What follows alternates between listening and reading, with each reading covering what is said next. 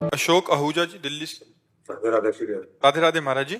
महाराज जी, श्वासों के साथ नाम को कैसे जोड़ा जाता है?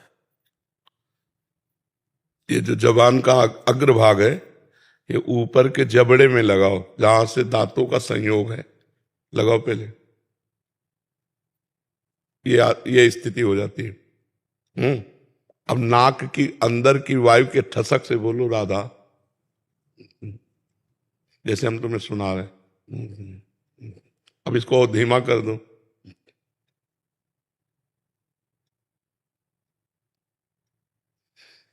हल्का हल्का सा जवान हमारी चल रही, पर वो ऊपर छुई हुई, तो यहां धक्का लग रहा है और नाक की ठसक से हम नाम जप कर रहे हैं, तो ऊपर वायु लिए जा रहे हैं।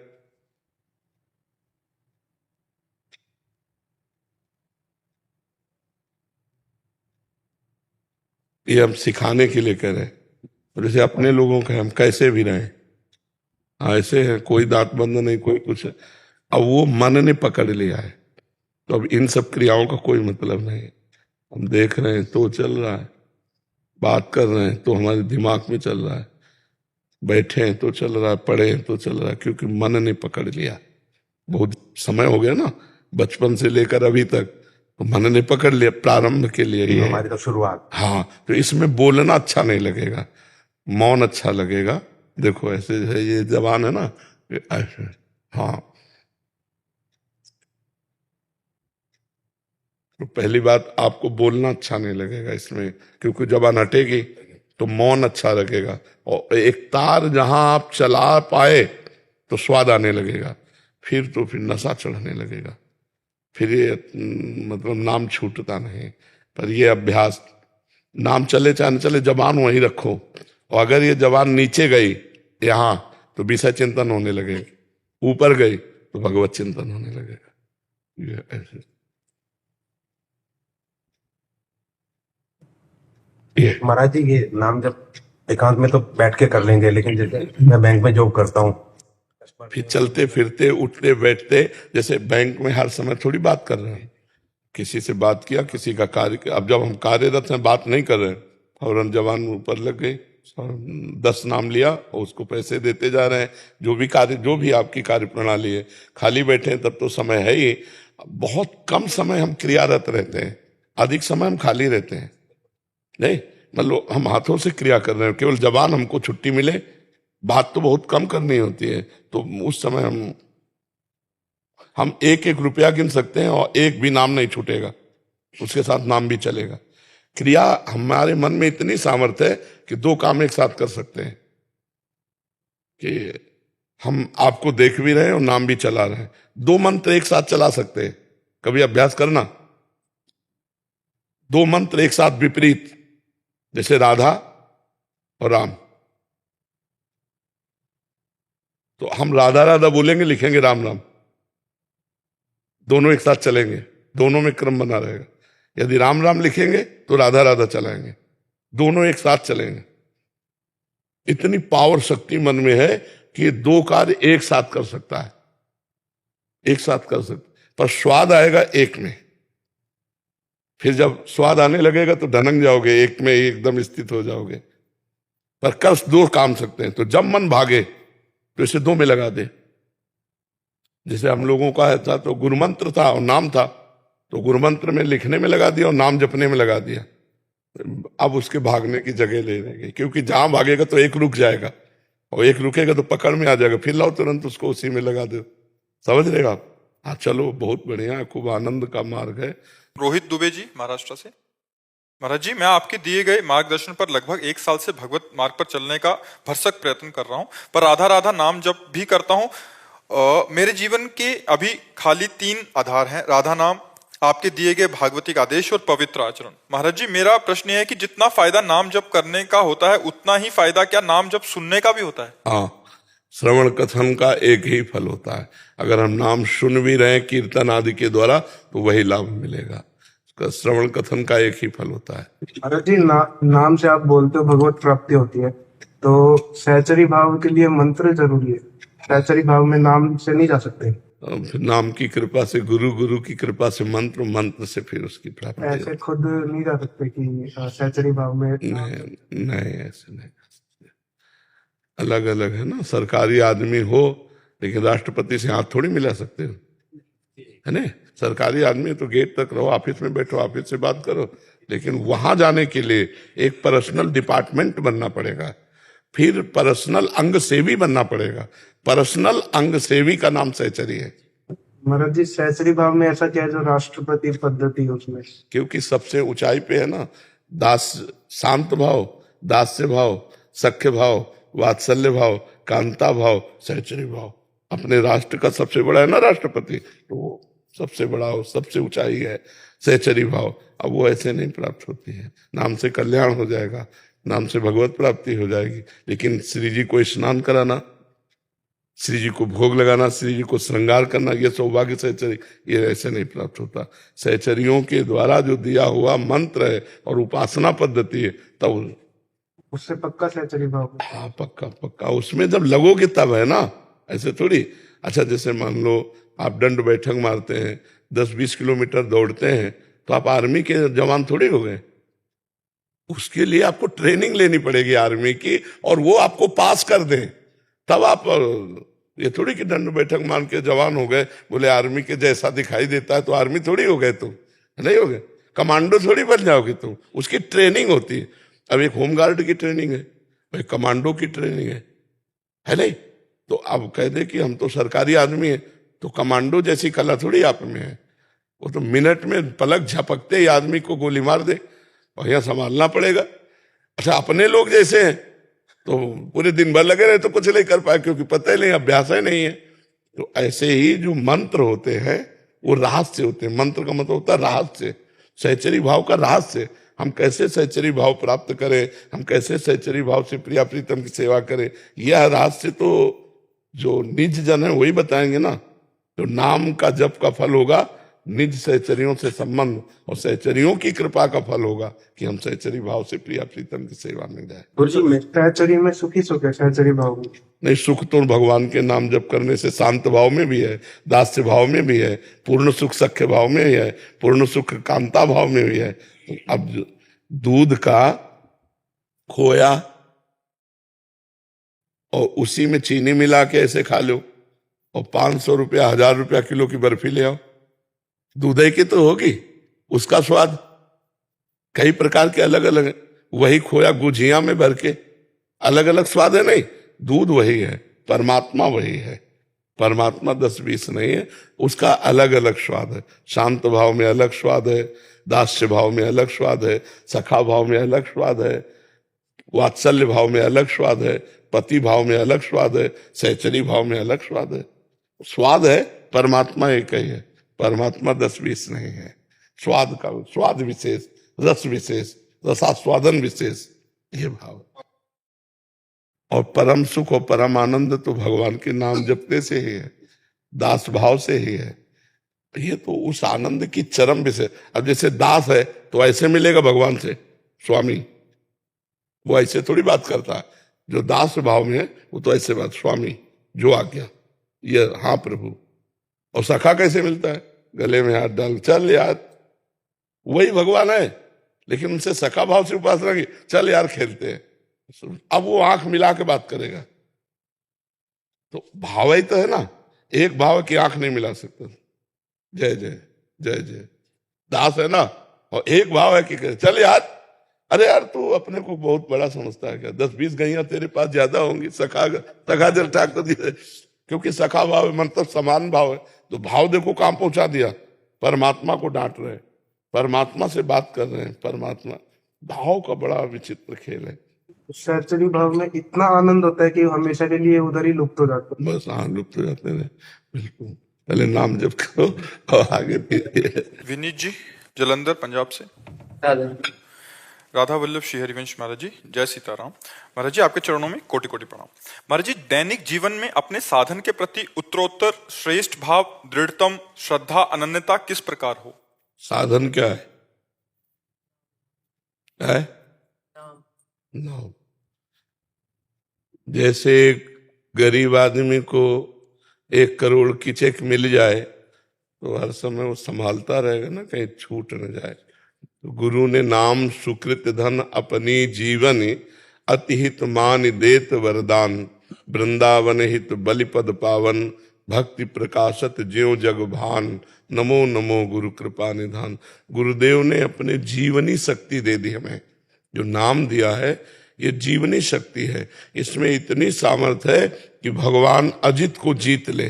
सुमिर पवन सुत पावन नामू, अपने बस करी राखे रामू। तो हमें बहुत बड़ी कीमती चीज मिली है। जब तक हम नाम का महत्व सर्वोत्तम नहीं रखते तब तक नाम निरंतर नहीं चल सकता। सर्वोत्तम, जैसे अच्छा भोजन मिला, नाम भूल गए तो नाम सर्वोत्तम नहीं विराजमान हुआ, उससे उत्तम भोजन हो गया, क्योंकि नाम छूट गया ना। जैसे आपको रुपया मिला, 4 घंटे काम किए और आप नाम भूल गए, तो इसका मतलब वो काम श्रेष्ठ हुआ, वो दाम श्रेष्ठ हुआ, ना कि नाम श्रेष्ठ हुआ। कोई व्यक्ति मिला, आप उससे बातचीत करने में नाम भूल गए, मतलब वो व्यक्ति श्रेष्ठ हुआ, ना कि नाम श्रेष्ठ हुआ। हम नाम को बहुत नीचे स्थान पर बैठा ले हैं। छोटी छोटी बातों में नाम को हम भूल जाते हैं। जब हम नाम को सर्वश्रेष्ठ स्थान पर बैठा ले, कहूं कहां लगी नाम बढ़ाई, राम न सके नाम गुण गाई। इतनी महिमा, राम न सके नाम गुण गाई। जो नाम में गुण है वो भगवान राम भी पूरा नहीं गा सकते, तो ऐसे नाम को हम कैसे भूल जाएं। काम ही नारी प्यारी जिम, लोभी जिम प्रिय दाम, तिम रघुनाथ निरंतर प्रिय लागो मोहि राम। हम महत्व बुद्धि नाम पे करें तो महत्व बुद्धि कैसे होगी।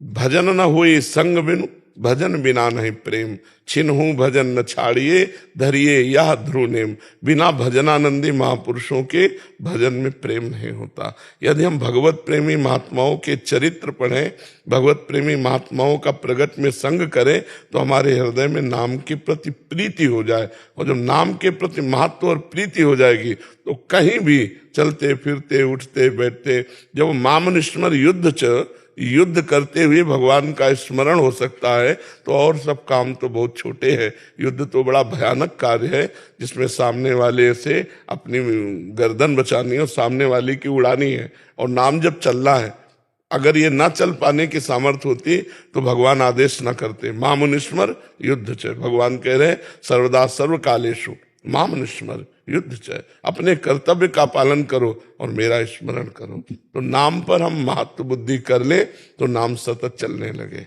समझ पा रहे हैं आप जी। गोविंद जी पंजाब से। राधे राधे महाराज। राधे राधे महाराज जी।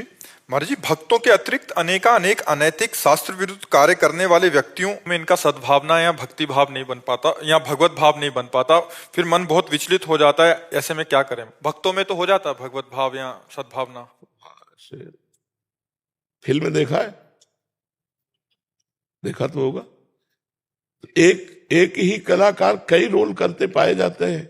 कभी वो विलेन बनता है, कभी वो हीरो बनता है, कभी वो अच्छा रोल करता है, कभी बुरा रोल करता है। आपको उस व्यक्ति से तो घृणा नहीं है, उसके रोल में प्रियता या अप्रियता हो सकती है। कि मान लो खलनायक का रोल किया तो अप्रिय लगा, हीरो का रोल किया तो प्रिय लगा, लेकिन उस व्यक्ति से आपको कोई शिकायत नहीं, उसके स्वांग से शिकायत है नहीं। ऐसे ही सब में परमात्मा बैठकर स्वांग कर रहा है। 3 गुण हैं, तमोगुण, रजोगुण, सतोगुण। तो जब सतोगुण का स्वांग करेगा तो हीरो का स्वांग करेगा, जब रजोगुण का काम करेगा तो भोग विलासी ऐसा कार्य, और जब तमोगुण का तो घोर राक्षसी स्वभाव हिंसा। लेकिन वो स्वयं में कुछ नहीं है। जैसे एक विलेन का भी रोल करता है, हीरो का भी रोल करता है, और एक सदगृहस्थ का रोल करता है, लेकिन वो वास्तविक में वो ऐसा दुष्ट नहीं है, वास्तविक में वो इतना अच्छा नहीं है, वास्तविक में इतना वो प्रपंची नहीं है। और जो उसको जानता है वो केवल मजे लेगा उसके रोल का। क्या उत्तम कलाकार है कि अगर दुष्टता का रोल करता है तो हद कर देता है, अगर साधुता का रोल करता है तो हद कर, बड़ा अभिनय अच्छा। तो जब कोई बड़ा परफेक्ट अभिनेता होता है तो हर रोल वो कर लेता है। और भगवान तो सर्व कलाओं में आचार्य हैं, तो उन्हीं ने अपने आप को रचा अपने आप से, और अपने आप में स्वांग किया, और अपने आप में समेट लिया। तो अब हम जिस व्यक्ति में बुराई देख रहे हैं, अगर उसमें अभिनय मात्र देखें तो हमारा भाव खत्म हो जाए। वो अभिनय केवल कर रहा जगन नाटक वैभवा, वो जगन नाटक वैभव में अभिनय कर रहा, लेकिन मत्ता परतरम नान्यत किंचिदस्ति धनंजय, हे धनंजय मेरे सिवा किंचन मात्र कुछ और नहीं है। तो हमें मानना चाहिए मेरे श्री कृष्ण ये तमोगुण का रोल कर रहे हैं, मेरे श्री कृष्ण रजोगुण का रोल कर रहे हैं, मेरे श्री कृष्ण सतोगुण का रोल कर रहे हैं, और श्री कृष्ण लीला ये त्रिगुणातीत है और ये माया के अंतर्गत है। तो हम अगर ऐसा देखेंगे तो हमारे भाव बनते चले जाएंगे। हरिवंश महाप्रभु कहते हैं, ये क्रूरा अपि पापिनो न च सताम संभाष्य दृश्यास्य सर्वान वस्तुतया निरीक्ष परम स्वाराध्य बुद्धिर्मम। जो क्रूर हैं, दुष्ट हैं, पापी हैं, नीच हैं, उनमें भी मेरे श्री राधा वल्लभ लाल जी साक्षात विराजमान है। ऐसी बुद्धि से देखो, उनको प्रणाम करो, तब तो भाव बनेगा। तो अगर आप रोल देख करके उसको गाली देने लगे या ईटा मारने लगे तो आप ही को विक्षिप्त माना जाएगा, नहीं माना जाए, क्योंकि आपने नाटक को सत्य मान लिया नहीं और सत्य को जाना नहीं। पर्दे पे कुछ नहीं है, जो भी नाटक अभिनय दिखाई दे रहा है पीछे से फोकस पड़ रहा है, पीछे से फोकस पड़ रहा है। पर्दे में कोई व्यक्ति थोड़ी है, वो तो उसमें चलचित्र है, दिखाई दे रहे हैं। ऐसे ये सब पर्दे हैं, ये सब पर्दे हैं। इनके पीछे जो फोकस पड़ रहा है उसको देखो, परमात्मा है, वो परमात्मा है और वो निर्विकार है। परमात्मा निर्विकार है और पर्दे पे जो चित्र है, अब जैसा पर्दा वैसा, अगर ब्लैक एंड व्हाइट तो ब्लैक एंड व्हाइट, रंगीन तो रंगीन, तो वैसे ही शोभा दिखाई देती है। तो सतोगुणी पर्दा, रजोगुणी पर्दा, तमोगुणी पर्दा, और फोकस पड़ रहा है निर्विकार। उस निर्विकार परमात्मा के पावर से विकारी गुणों का स्वांग हो रहा है। अगर ये जान जाओगे तो वासुदेवा सर्वमिति सा महात्मा सुदुर्लभा, सब जगह मेरा भगवान रमा हुआ है, पक्का भगवान रमा हुआ है। महाराज जी इसमें एक मेरा वो था, महाराज जी उनके अंदर देखना है परमात्मा, अपने अंदर से देखना है, प्रकट रूप में व्यवहार वैसे ही करना है। पिक्चर का रोल हमें भी मिला हुआ है। क्यों नहीं मिला हुआ? आप अगर स्वांग करके आते हो मरीज का तो औषधि रूप से आपकी पूजा होगी, और आप दुष्टता का स्वांग करके आते हो तो वैसे आपकी पूजा होगी। विपक्ष में श्री कृष्ण खड़े हैं तो भीष्म बाण मार रहे हैं कि नहीं मार रहे? तो बस स्वांग में तुम भी तो एक रोल हो। तो इस नौटंकी में तुम्हारा भी रोल है। तुम किसी के भाई हो, किसी के पिता हो, किसी के पति हो, किसी के पुत्र हो, तो जो जहां रोल है उसे ठीक निर्वाह करते चले जाओ। महाराज जी वैसी भावना कब आएगी कि उसमें भी जैसे नामदेव जी ने पीछे पीछे भाग रहे हैं, वो भी भावना है महाराज जी? हाँ बिल्कुल भावना। तो कुत्ता वहां रोटी ले जा रहा है, वहां काटने थोड़ी आ रहा है, रोटी ले जा रहा है तो घी और दे रहे हैं और भगवान का भाव कर रहे हैं। हमें भगवान का भाव करना है, लेकिन व्यवहार में नहीं। हमारे लोग जैसे 4 स्त्री स्वरूप हैं, हमारी बेटी भी स्त्री स्वरूप में है, बहन भी स्त्री स्वरूप में है, माँ भी स्त्री स्वरूप में है, पत्नी भी स्त्री स्वरूप में, लेकिन व्यवहार चारों का अलग अलग होगा। चारों में एक ही भगवान है, ये भाव हम कर सकते हैं। लेकिन पत्नी के साथ पत्नी जैसा व्यवहार, अब पत्नी जैसा व्यवहार 3 से नहीं हो सकता। माँ, बेटी, बहन, उनका अलग अलग स्थान है, उनके साथ पूज्य व्यवहार, लेकिन भगवान एक ही है। जो पत्नी में है वही बहन में है, वही माँ में है, वही बेटी में। व्यवहार एक जैसा नहीं हो सकता। जनीशा जी गुजरात से। राधे राधे महाराज जी। महाराज जी प्रारब्ध हमारे पिछले बुरे कर्मों का परिणाम है और भगवान ये भी कहते हैं कि हम त्वाम सर्व पापेभ्यो मोक्षामि। तो शरण में हुआ कौन? कौन शरण में हो रहा है? न तन हो रहा है, न मन हो रहा है, न वाणी हो रही। मन से करो संकल्प विकल्प, तन से करो व्यभिचार, वाणी से करो मनमानी आचरण, मनमानी वार्ता। और भगवान के शरण में ऐसे होता है क्या? सर्वांतःकरण पूरा खींच करके भजन के बल से और भगवान के चरणों में अर्पित कर दो, निष्पाप हो गए। हम तो हम सर्व पापेभ्यो मोक्षयिष्यामि मा शुचा। अभी चाहे जितना बड़ा कोई साधक हो, इतनी समर्पण वाली वृत्ति नहीं कि पूर्ण रूप से भगवान के आश्रित तन मन वचन कर्म से, फिर क्या कष्ट है? फिर क्या कष्ट है? कोई कष्ट नहीं है। तन समर्पित भगवान को, तो किडनी फेल है तो मुझे क्या परेशानी है? उनका शरीर और किडनी फेल रखे तो चला रहे हैं, किडनी पास रखे तो चला रहे हैं। हमारा मन भगवान को समर्पित, अच्छा संकल्प करे तो, बुरा संकल्प करे तो मैंने भगवान के नाम कर दिया है। मेरी वाणी भगवान को समर्पित, मेरा जीवन भगवान को समर्पित। अब कोई प्रश्नवाचक चिन्ह नहीं। अब जोई जोई प्यारो करे सोई मोहि भावे। तो कहाँ समर्पण कहाँ होता है उस कोटि का। और जब समर्पण हो जाता है तब फिर आए हुए दुख सुख का कोई महत्व नहीं रहता, क्योंकि शरीर भगवान का है। तुम्हारे शरीर पर दुख हो या सुख हो मुझे क्या परेशानी, इस शरीर पर दुख सुख हो क्या परेशानी, क्योंकि मैंने भगवान के नाम कर दिया, भगवान को समर्पित कर दिया। तो अभी जब भोक्ता बचा है तो समर्पण किस बात का हुआ, समझ पा रहे हो हमारी बात। हाँ, भजन करोगी तब संत महात्माओं की बातें भजन करके ही समझी जा सकती है। तो तुम्हारे प्रश्न का आशय क्या है? ये कह रहे हैं कि ऐसा भी कहा गया है कि अवश्य में भोक्तव्यम कृतम कर्म शुभाशुभम, तो भगवान की शरण में आने से कौन से पापों से मुक्ति मिलती है महर्षि? सब पापों से मिल जाती है, सब पापों से मुक्ति मिल जाती है। लेकिन भगवान की शरण में आज हुए, और शरीर कब बना है? बहुत पहले। तो जब शरीर बना था तो पुण्य और पाप के परिणाम से लिख दिया गया था, 10 वर्ष में ये होगा, 12 वर्ष में ये होगा, 13 वर्ष। और आज शरणागत हुए हो तो पूरे शरीर के जीवन की कुंडली बन चुकी है। तुम्हारे शरीर को जो दुख सुख भोगने वो आएंगे, लेकिन भजन के प्रताप से तुम्हारे संचित भस्म हो जाएंगे, क्रियमाण निष्फल हो जाएंगे, और इसी जन्म में तुम आवागमन से मुक्त हो जाओगे। पर शरीर को प्रारब्ध भोग भोगना पड़ेगा, क्योंकि शरणागत आज हुए, प्रारब्ध भोग का निर्णय बहुत पहले हो चुका है। समझ पा रहे हैं हमारी बात जी? मुकेश मिश्र जी ऑस्ट्रेलिया से। महाराज जी, आपके चरणों में कोटि कोटि प्रणाम। महाराज श्री जी की कृपा से ऑस्ट्रेलिया में एक व्यापार की सेवा मिली है और हमारे विदेशी मूल के ग्राहकों ने आपको धन्यवाद भेजा है, कृपया स्वीकार करें। मैं उनको एकांतिक के बारे में बताता हूं तो उनके भी वही प्रश्न होते हैं जिन्हें आप अक्सर उत्तर में दे देते हैं। मैं सिर्फ उनको हिंदी से अंग्रेजी अनुवाद ही करता हूं और बहुत आनंद का महसूस होता है। महाराज जी, इनका प्रश्न है कि आनंद कोश कहाँ स्थित है? क्या निरंतर नाम जब भगवत चर्चा व स्वाध्याय से हमें आनंद मिल आता है, वो आनंद कोश से ही मिल रहा है? जब तक 3 गुणों के अंतर्गत ही है, अन्नमय कोश, प्राणमय कोश, मनोमय कोश, विज्ञानमय कोश, आनंदमय कोश, ये 5 कोश जो है त्रिगुण माया के अंतर्गत है। सतोगुण रजोगुण तमोगुण इसी के अंतर्गत है। सतोगुण रजोगुण से ही स्थूल शरीर, सूक्ष्म शरीर, कारण शरीर, तीनों शरीरों की रचना है।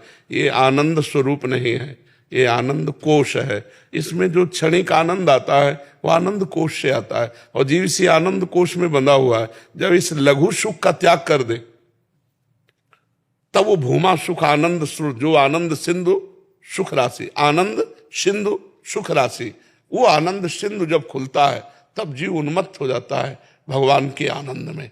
अभी तो ये जैसे रसेंद्री से अच्छा भोजन किया, अपने मनोनुरूप रूप देख लिया, मनोनुरूप संगीत सुन लिया, ये जो आनंद की अनुभूति होती है ये आनंद कोश से होती है। आनंद कोश अंतःकरण में, अंतःकरण मन बुद्धि चित्त अहंकार, और इसके कोई महत्वशाली नहीं।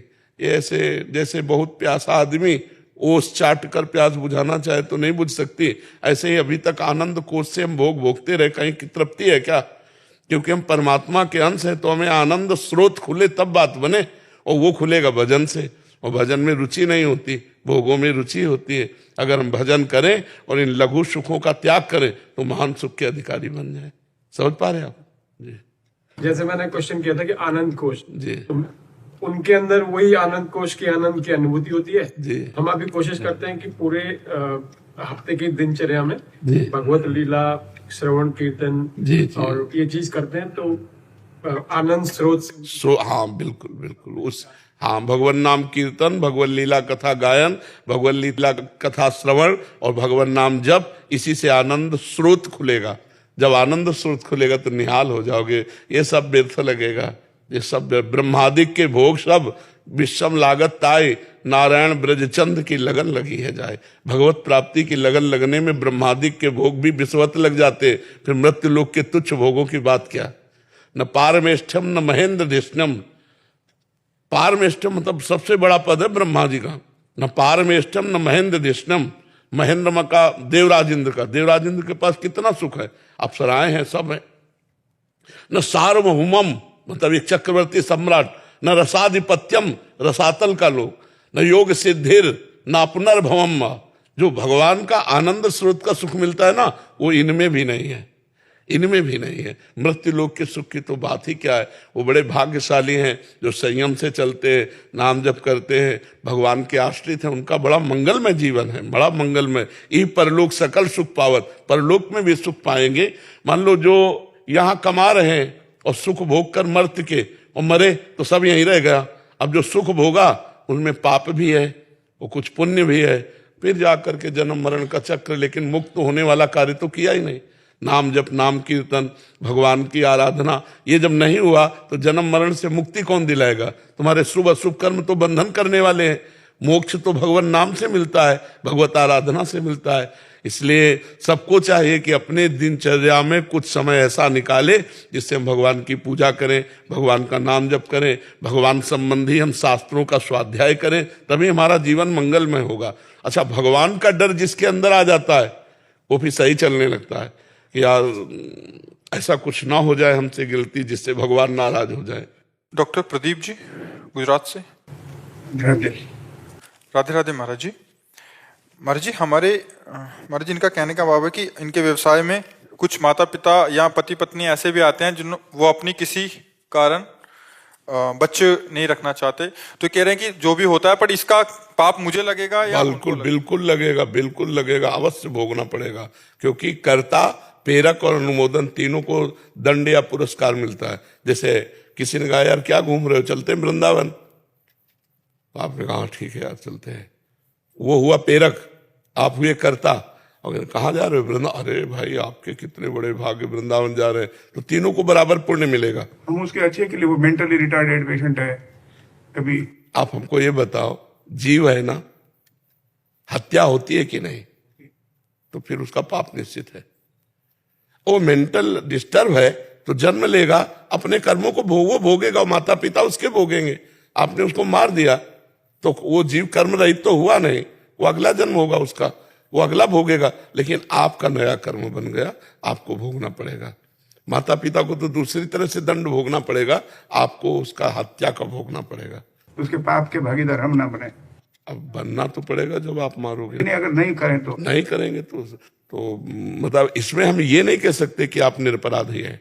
भागवतिक कानून में कानून जब पास कर दिया जैसे कि इसकी कल फांसी होगी और वो पापाचारी सिद्ध हुआ, अब जो जल्लाद उसको फांसी देता उसको पाप नहीं लगेगा, क्योंकि वो कानून ने सिद्ध कर दिया है उस जीव को कि इसने पाप किया और पाप के परिणाम में मृत्यु दंड का अधिकारी है। अब उसे जो मृत्यु दंड देता है उसका, लेकिन उस जीव को पापाधीन तो नहीं माना जा सकता, उस जीव का अपराध तो नहीं है जिसकी आप हत्या करते हैं। यदि कानून के द्वारा पास हो गया होता कि ये जीव पापाचारी है, तो फिर आप उसको, जैसे आतंकवादी को शूट कर देने से हमें भारत में भी शाबाशी मिलेगी और भगवान के यहां भी शाबाशी मिलेगी, क्योंकि वो पापाचारी अगर जीवित रहा तो हजारों को मारेगा, समझ रहे ना, लेकिन वो गर्भस्थ शिशु पापाचारी नहीं है। इसलिए ये अध्यात्म का और सांसारिक कानून का थोड़ा बड़ा अंतर होता है, होता उस शास्त्रों से ही लिया जाता है कानून, लेकिन अंतर होता है। जैसे आज हमारा कानून लिव इन रिलेशन पास कर दिया, लेकिन हमारा शास्त्र ऐसा नहीं कहता। शास्त्र कहता है कि लड़की को एक बार जिस पुरुष का वरण करे आजीवन उसी का निर्वाह करना चाहिए, लड़के को एक बार लड़की का जिसका हाथ पकड़े तो आजीवन निर्वाह करना चाहिए। लेकिन धीरे धीरे कलिकाल ने जब समस्याएं बढ़ा दी तो फिर उसके लिए कानून सरल होता जा रहा है। नहीं, ये कानून पहले तो नहीं था, 40-50 वर्ष पहले गर्लफ्रेंड बॉयफ्रेंड नहीं था। हम लोग स्कूलों में पढ़े, कभी ये चर्चा नहीं थी गर्लफ्रेंड बॉयफ्रेंड, दोस्ती खेल रहे, कबड्डी खेल रहे, सब ये नहीं था, ये व्यभिचार। तो अब जैसे ये चीजें बढ़ेंगी, जो आप कह रहे हैं ये चीजें बढ़ेंगी, तो अब आप अपने को बचा लो। और अच्छा, कर्म के सिद्धांत के हिसाब से अगर अच्छे कर्म करेंगे तो अच्छे फल मिलेंगे, खराब करेंगे तो अभी अपराध मिलेंगे। लेकिन एक जगह पर सत्संग में मैंने आपके वाणी से भी सुना है कि मरते समय या वो नाम ले या उसके बाजू में उसका रिलेटिव भी कोई, हाँ, तो सुनने मात्र उसको वो माफ हो जाएंगे। हाँ, तो फिर तो आदमी जो जितनी भूले वो माफ हो सकती है। तो आप हाँ माफ हो सकती है, लेकिन ये बताओ कि घोर पापाचारी को अंतिम समय राम नाम सुनने का सौभाग्य कैसे मिलेगा? जन्म जन्म मुनि जतन कराही अंतराम, ऐसी जगह मरोगे जहां रिलेशन पहुंचेगा ही नहीं वो राम नाम सुनाने वाला भी नहीं पहुंचेगा। कि अगर साधु का भी वो दर्शन करे डेड बॉडी तो भी उसको मिलेगा, ऐसा भी सुना है। हाँ आप हर पॉइंट याद किए हो, लेकिन ऐसा साधु देखेगा ही नहीं उसकी डेडबादी को। देखो, शास्त्रों में लिखा हुआ है कि जैसे हम धर्म कर्म करते हैं, हम नाम जप करते हैं, थोड़ा भजन कर लेते हैं, लेकिन अंतिम समय बड़ा दुखद होता है जब प्राण निकलते हैं।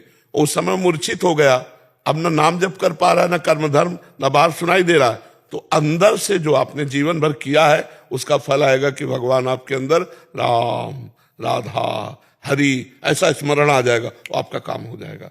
जीवन भर पाप किए हैं तो अंतिम समय वही पाप मंडराएंगे, वही आपका चिंतन बिगाड़ेंगे, वही आपका संयोग बिगाड़ेंगे, जिससे आपको दंड मिले। नहीं तो घोर पापाचारी चाहे जीवन भर रहो, अंतिम समय राम बोल दे या राम सुन ले, हमारा विश्वास, हमारी श्रद्धा कहती है, हमारा शास्त्र कहते हैं कि उसका मंगल हो जाएगा, वो एक भी दंड नहीं भोगेगा, उस मुक्त हो जाएगा। जैसे अजामिल पुत्र के बहाने से बुलाया नारायण, तो हाँ, तो अंतिम समय उसका काम बन गया। जी, आप नाम जप करते रहिएगा, जो नाम जप है। बनाना है आपको, तो गुरु मंत्र देते हैं, तो गुरु मंत्र में राधा राधा ही जप करें। बिल्कुल राधा राधा जप करो, और दूसरों का उपकार का भी रास्ता खोजो। हाँ, मैं गायनेकोलॉजिस्ट हूँ, स्त्री रोग विशेषज्ञ, गुजरात से आया हूँ स्पेशल। ये क्वेश्चन मन में वो कर रहा था, ना बोले तो वो कहते हैं, नाराज होते हैं, धमकियां भी मिलती हैं कि ये क्यों नहीं करोगे, ये नहीं हाँ करोगे। बिल्कुल बिल्कुल, तो अगर करें तो वो पाप लगता है। हाँ बिल्कुल बिल्कुल। हाँ, आप नाम जप करो, भगवान से प्रार्थना करो, वो कोई रास्ता देंगे। आशीष जी, गोरखपुर।